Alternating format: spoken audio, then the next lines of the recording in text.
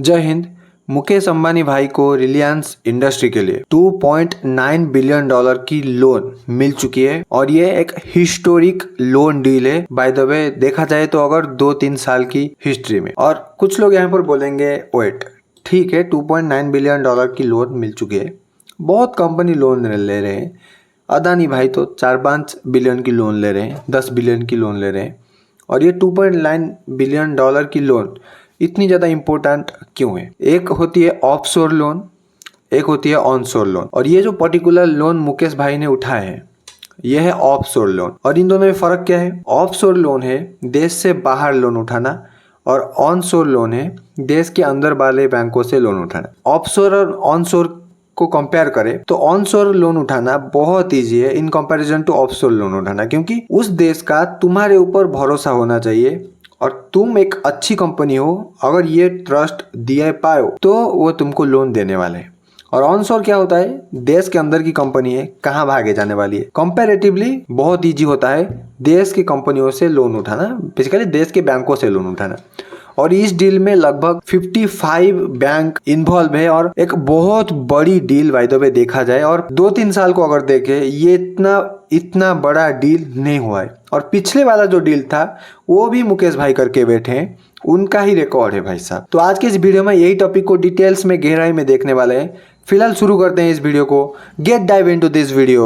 और ये जो 2.5 बिलियन डॉलर का लोन है इसका एग्रीमेंट हो चुका है। ये 9 मई को एग्रीमेंट हो गया था, कुछ 10-15 दिन पहले। और ये एक ब्लूमबर्ग का रिपोर्ट है भाई। ब्लूमबर्ग एक ट्रस्टेड आर्टिकल सोर्स है और इसमें ट्रस्ट किया जा सकता है बाय द वे। और ये जो लोन है ये 2 पार्ट में डिवाइडेड हुआ है, 2 कंट्रियों से उठाया जाएगा, इसीलिए इसको एक और नाम इसका है जिसका नाम है डुअल करेंसी लोन। समझ रहे हो?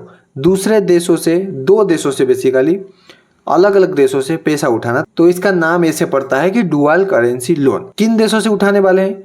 यूएस से, जापान से। और ये जो 2 देश हैं इनसे अगर देखा जाए कितनी अमाउंट का लोन उठा रहे हैं, यूएस से उठा रहे हैं 2.4 बिलियन डॉलर का लोन जो कि डायरेक्ट यूएस डॉलर में उठ जाएगा। और अगर बात करें जापान की, लगभग 462 मिलियन डॉलर का लोन है, लेकिन अगर उनकी करेंसी में बात करें तो 67.7 बिलियन येन, यानी कि लगभग 68 बिलियन येन का अप्रोक्सीमेटली वैल्यू है उसका।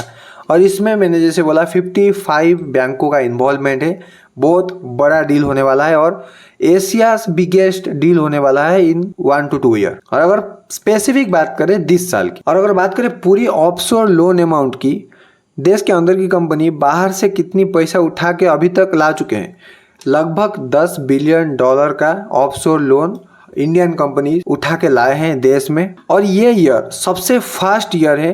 एटलीस्ट बात करें अगर एक 10 साल को देखें, 10 साल में इस साल सबसे स्पीड से इतनी अमाउंट ऑफ मनी कलेक्ट हुआ है, इतनी अमाउंट ऑफ मनी इंडियन कंपनियों को लोन मिला है और एशिया पैसिफिक रीजन में सबसे बड़ी डील हो रहा है। और कई लोग यहाँ पर सोच रहे होंगे वेट, ठीक है लेकिन रिलायंस कंपनियों को बाहर बैंकों ने इतनी पैसा क्यों दे रहे हैं? यहाँ पर इंडियन बैंक अभी बिजनेसमैन को पैसा देने के लिए डर रहे हैं, नीरव मोदी केस और ऐसे बहुत सारे फ्रॉड निकल जा रहे हैं, लेकिन मुकेश अंबानी भाई को इतना पैसा क्यों दे रहे हैं? भाई सिंपल सा मतलब सबको है, रिटर्न कहाँ ज्यादा मिलेगा। अगर बात करें मुकेश भाई की रिलायंस इंडस्ट्रीज की, इन्होंने 9,65,000 के करीब इन्होंने रेवेन्यू जनरेट करी है।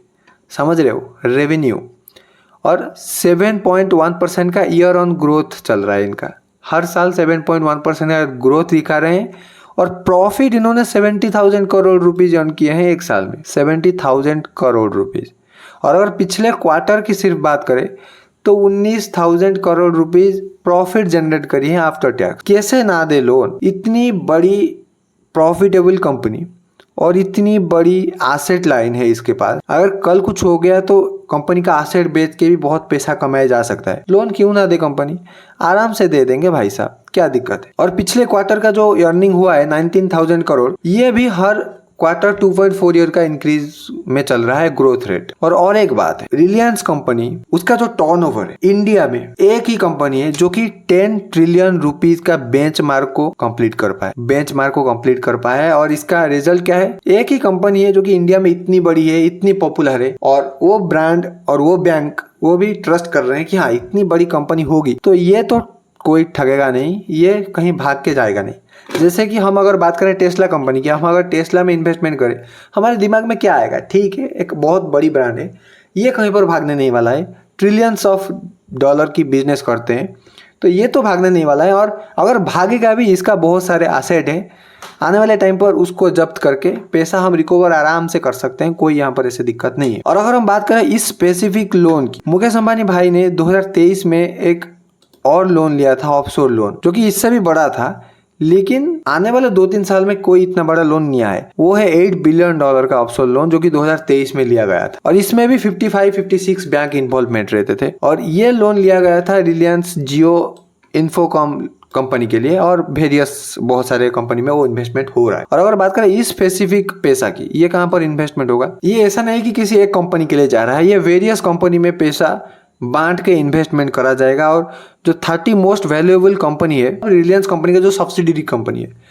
उनको दुनिया में टॉप 50 कंपनियों में लाने की कोशिश करने वाले हैं मुकेश भाई। और इसमें एक बड़ा पोर्शन वो इन्वेस्टमेंट करने वाले हैं biogas, plastic and polyester production करने के लिए इंडिया में। और 55 कंप्रेस्ड बायोगैस प्लांट वो 2025 के एंड तक बनाने की प्लान कर रहे हैं, और मे भी 2026 तक वो एक्सीड कर जाए, क्योंकि अगर बात करें और कुछ कितने समय है तो 6 महीने में शायद नहीं हो पाएगा। ठीक है, जो भी है, 1 साल और लग जाए, क्या दिक्कत है। और यहाँ पर पॉलीविनाइल क्लोराइड, इसका भी कैपेसिटी प्रोडक्शन करने की एक्सपांड करने वाले हैं। और क्लोरीनेटेड पीवीसी, इसका भी प्रोडक्शन 2026-27 तक, स्पेशल पॉलिस्टर का भी प्रोडक्शन बढ़ाने वाले हैं, और ये आने वाले टाइम पर प्लान कर रहे हैं, और बहुत बड़े बड़े मिशन लेकर चल रहे हैं। और कंपनी का भी ट्रस्ट बन रहा है कि हाँ ठीक है, एक्चुअली एक बहुत बड़ी आदमी है, ठगेगा नहीं, पहली बात तो। और ऐसा नहीं कि इसका लॉस चल रहा है या कुछ है, बहुत बड़े amount of 70,000 crore profit generate कर रहे हैं हर साल, तो इस कंपनी के ऊपर आराम से ट्रस्ट किया जा सकता है। और $2.9 बिलियन, जो कि ऑलमोस्ट 25,000 करोड़, 70,000 करोड़ एक साल में कमा रहे हैं, और 25,000 करोड़ का लोन आराम से बैंक दे देगा। भाई साहब, कमाई है। रियल लाइफ में भी ऐसा हो रहा है कि अगर तुम्हारे पास पैसा है या पैसा नहीं भी है, तुम अगर हर महीने कुछ अमाउंट ऑफ मनी इनकम कर रहे हो, let's suppose 10 lakh rupees income कर रहे हो, उस 10 लाख रुपीज में तुमको आराम से 30 लाख रुपीज तो लोन मिल ही जाएगा, आराम से मिल जाएगा। और अगर तुम बात कर रहे हो कि मेरे को 2 लाख रुपीज लोन चाहिए, 3 लाख रुपीज लोन चाहिए, बैंक एकदम भागेंगे तुम्हारे पीछे, भाई तुम मेरे से लोन लो, कितनी भी इंटरेस्ट दो, बहुत कम से कम इंटरेस्ट दो, लेकिन तुम मेरे से लोन लो। क्योंकि बैंक को पता होगा लड़का कमाता है 10 लाख रुपया, और 3 लाख रुपया अगर लोन लेगा, 4 लाख रुपया अगर लोन लेगा, आराम से चुका देगा 1 महीने के अंदर। इसकी कैपेबिलिटी है, इसकी पोटेंशियल है, भाई लोन फेंको, कोई दिक्कत। ऐसा ही यहाँ पर चल रहा है। 70,000 करोड़ का अर्निंग, 25,000 करोड़ का लोन उठा लिया, कंपनी देगा नहीं, कोई कंपनी, कोई बैंक नहीं देगा, आराम से देगा। और ये चीज़ हो रहा है। ठीक है, जो भी है, इनको एक हिस्टोरिक और बहुत बड़ा अमाउंट ऑफ लोन मिल चुका है। देखते हैं आने वाले टाइम पर क्या होता है। फिलहाल हम मिलते हैं एक न्यू वीडियो के साथ, तब तक के लिए जय हिंद।